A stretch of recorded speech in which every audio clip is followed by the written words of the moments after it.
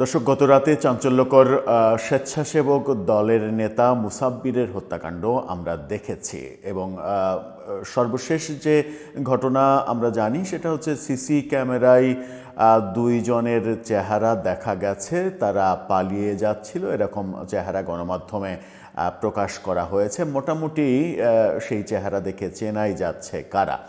Police নিশ্চয়ই তাদের পরিচয় নির্ধারণ করবে এবং তাদের গ্রেপ্তার করতে সমর্থ হবে। কিন্তু এই ঘটনাটাকে বিএনপির পক্ষ থেকে কিভাবে দেখা হচ্ছে সেটা একটা বড় প্রশ্ন। বিএনপি নেতা সালাউদ্দিন আহমেদ এই ঘটনাটাকে বিচ্ছিন্ন ঘটনা বলছেন। কেন এত বড় একটা ঘটনা ঘটানোর পরেও বিএনপি নেতা এটাকে বিচ্ছিন্ন ঘটনা বলছেন এবং এটার ফলে নির্বাচন কোনোভাবেই বাধাগ্রস্ত হবে না সেই মতামতও দিচ্ছেন? বিএনপির চোখে তাহলে কি এটা বিচ্ছিন্ন ঘটনা? গতকালকেই মধ্যরাতে এই ঘটনা ঘটার পরে যে ভিডিওতে আলোচনা করেছিলাম সেখানেই আলোচনা করেছিলাম যে ঘটনাটা যদি বিএনপি নেতা না হয়ে দুর্ভাগ্যক্রমে এরকম হতো যে এনসিপি নেতা কিংবা বৈষম্যবিরোধী আন্দোলনের কেউ কিংবা জুলাই যোদ্ধা কেউ, তাহলে পরিস্থিতি কোন দিকে যেত? বিএনপি নেতা তার মৃত্যুতে পরিস্থিতি কোন দিকে যাচ্ছে?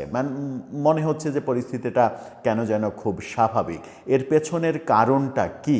চলুন বিএনপি নেতা সালাউদ্দিন আহমেদ কি বলছেন এবং এই মন্তব্যের পেছনে কারণটা আদতে কি থাকতে পারে সেটা একটু বোঝার চেষ্টা করি এই ভিডিওতে। থাকবেন পলিটিক্স টিভির নিয়মিত আয়োজনে।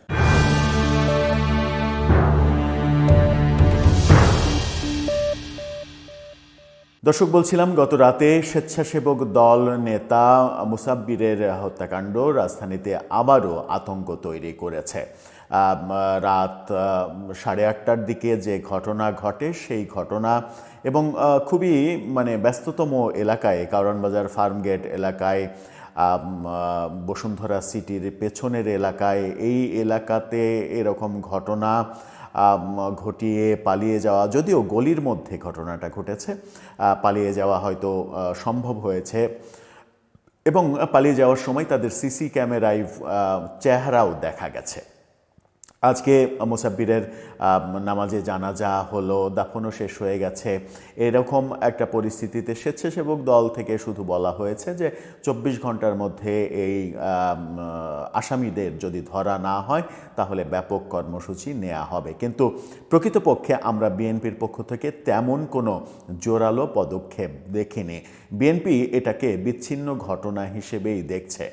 বিএনপির অন্যতম একজন গুরুত্বপূর্ণ নেতা স্বেচ্ছাসেবক দলের, এবং তাকে নিয়ে বিভিন্ন আলোচনাও শুনছি যে বিগত আওয়ামী লীগের সময়ে নানাভাবে তিনি নিষ্পেষিত হয়েছেন, তার কণ্ঠ সোচ্চার ছিল, এরকম কথাও শুনছি। কিন্তু তার ব্যাপারে বিএনপি তাহলে এগ্রেসিভ না কেন? তার ব্যাপারে সোচ্চার না কেন? এরকম একটা ঘটনা, স্বেচ্ছাসেবক দলের নেতা গুলিবিদ্ধ হয়ে মারা গেলেন, এরকম ঘটনায় তো বিএনপির সবাই, ঢাকায় অন্তত যারা আছে তাদের সবার রাস্তায় নেমে আসার কথা ছিল, সারা দেশে ব্যাপক আন্দোলন হওয়ার কথা ছিল, কিন্তু তার কোনোটাই আমরা দেখিনি। তার কোনোটাই দেখিনি কি এই কারণে যে এই ঘটনা যেটা ঘটলো সেই ঘটনার মাধ্যমে বিএনপি বোধহয় টের পাচ্ছে যে এই ধরনের ঘটনা ঘটানোর এবং ওসমান হাদির পরে আবার এরপরে হয়তো আবারও ঘটতে পারে, এরকম ঘটনা ঘটানোর মূল উদ্দেশ্য হচ্ছে নির্বাচনকে বিতর্কিত করা এবং নির্বাচনকে যে কোনো মূল্যে বানচাল করা। সেটা কি মনে করছে বিএনপি সেটা মনে করার কারণেই কি তাদের নেতা সালাউদ্দিন আহমেদ বলছেন যে এটা বিচ্ছিন্ন ঘটনা? কালবেলা সালাউদ্দিন আহমেদকে নিয়ে যে শিরোনামটা করেছে সেটা দেখে নিতে পারেন। সেখানে বলছে বিচ্ছিন্ন ঘটনা ঘটলেও নির্বাচনে প্রভাব ফেলবে না।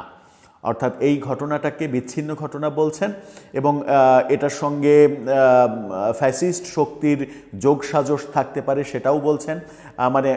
আমাদের দেশে তো এখন একটা ব্যাপার হয়েই গেছে যে কোনো ঘটনা ঘটলেই সেই ঘটনার সঙ্গে প্রথম ধাক্কায় সম্পর্ক থাকুক আর না থাকুক, প্রথম ধাক্কায় আওয়ামী লীগের কর্মকাণ্ড, এটা আওয়ামী লীগের সঙ্গে সম্পৃক্ত আছে কিংবা থাকতে পারে, এটা খুব সহজেই আমরা বলে দিই। কিন্তু ঘটনার ভেতরে ঢোকার কিংবা এটা সত্যিই তাদের পরিকল্পনা কিনা, তাদের পরিকল্পনা হলে তাদের আর কি কি পরিকল্পনা রয়েছে, সেই পরিকল্পনাগুলোকে কিভাবে ঠেকানো যায়, কিভাবে ঠেকিয়ে দেশকে সুশৃঙ্খল দেশ হিসেবে রাখা যায়, সে ব্যাপারে বিশদ কোনো আলোচনা কিংবা বিশদ কোনো গবেষণা আমরা দেখিনি।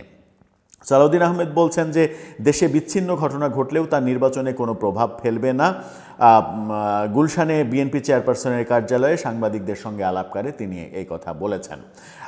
বিএনপি স্থায়ী কমিটির সদস্য বলেন, পতিত ফ্যাসিবাদী শক্তি দেশের গণতান্ত্রিক যাত্রাকে ব্যাহত করতে আইনশৃঙ্খলা পরিস্থিতির অবনতি ঘটাচ্ছে। তবে এসব বিচ্ছিন্ন ঘটনা নির্বাচনে কোনো প্রভাব ফেলবে না। সব রাজনৈতিক দলই নির্বাচনের বিষয়ে প্রতিশ্রুতিবদ্ধ। শেষ পর্যন্ত সফলভাবে নির্বাচন অনুষ্ঠিত হবে। তার মানে বিএনপির একমাত্র কনসার্ন হচ্ছে নির্বাচন, এবং এই যে এইটাকে বিচ্ছিন্ন ঘটনা, এটা বলার অর্থ কি এটা যে বিএনপি বুঝে ফেলেছে যে এরকম ঘটনা ঘটানোর মূল উদ্দেশ্যই হচ্ছে নির্বাচনকে প্রভাবিত করা এবং নির্বাচনকে বানচাল করা, এবং কোনো একটা গোষ্ঠী কিংবা একাধিক গোষ্ঠী এটা উঠে পড়ে লেগেছে যেন নির্বাচনটাকে বানচাল করা যায়। সেই ফাঁদে বিএনপি আদতে পা দিতে চাইছে না। এরকম ঘটনা ঘটানোর মাধ্যমে এমনও হতে পারে যে বিএনপির একজনকে মারা হলো, বিএনপি এখন আন্দোলন সংগ্রাম নিয়ে এত ব্যস্ত হয়ে পড়লো, এটাতে এত বেশি মনোযোগী হয়ে পড়লো যে বিএনপিও এক সময় বলে ফেললো যে এই মুহূর্তে নির্বাচন সম্ভব নয়। তাহলে স্বার্থান্বেষী গোষ্ঠী যারা এই ঘটনাগুলো ঘটাচ্ছে তাদের উদ্দেশ্য সফল হওয়ার একটা সম্ভাবনা থেকে যায়। সেই ভাবনা থেকেই কি বিএনপির এরকম অবস্থান যে এটা বিচ্ছিন্ন ঘটনা, এরকম বিচ্ছিন্ন ঘটনা ঘটিয়ে নির্বাচনকে ঠেকানো যাবে না কিংবা নির্বাচনকে প্রভাবিত করা যাবে না? কেন যেন মনে হচ্ছে যে ব্যাপারটা তাই। বিএনপিকে এক ধরনের টোপ দিয়ে সেই টোপ গেলানোর চেষ্টা করা হচ্ছে কিংবা হয়েছে, যেটা বিএনপি বুঝতে পেরে সেখান থেকে আস্তে করে তাদের নিরাপদ অর্থাৎ সেফ সাইড তারা বেছে নিয়েছে এবং এটাকে বিচ্ছিন্ন ঘটনা বলছে। এটা নিয়ে এত বেশি মাতামাতি তারা করতে চাইছে না। তাতে করে একটা প্রশ্ন বোধহয় উঠে যেতেও পারে, বিএনপির অবস্থানটা হয়তো পজিটিভ, কিন্তু একটা প্রশ্ন হয়তো উঠে যেতেও পারে যে এই জায়গায় বিএনপির এই স্বেচ্ছাসেবক দলের নেতার জায়গায় যদি দুর্ভাগ্যক্রমে মানে জুলাই আন্দোলনের কেউ হতো, কোনো উল্লেখযোগ্য কেউ না, জুলাই আন্দোলনের যে কেউ, যে জুলাই যোদ্ধা পরিচয় কিংবা সমন্বয়ক পরিচয় কিংবা বৈষম্যবিরোধী আন্দোলনের যে কেউ এরকম যদি হতো, কিংবা এনসিপির সঙ্গে সংশ্লিষ্ট আছে এরকম যে কেউ যদি হতো, তাহলে পরিস্থিতিটা কোন দিকে যেত, কোন লেভেলের ঘোলাটে পরিস্থিতি হতো সেটা কি আমরা বুঝতে পারি?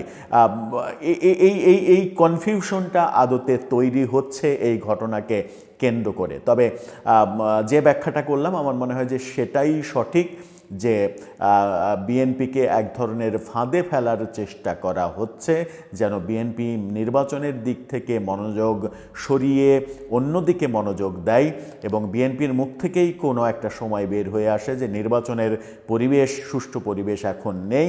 তাহলে বোধহয় নির্বাচন যারা পিছিয়ে কিংবা বাতিল করতে চাইছে বলে সমাজে আলোচনা রয়েছে তাদের উদ্দেশ্য সফল হতে পারে, যেটাতে বিএনপি পা দিতে চাইছে না। সেটাই কি দর্শক, আপনার কি মনে হয় আদতে ঘটনাটা কি? এই ঘটনাটাকে বিচ্ছিন্ন ঘটনা বলার মূল কারণ আর কি থাকতে পারে?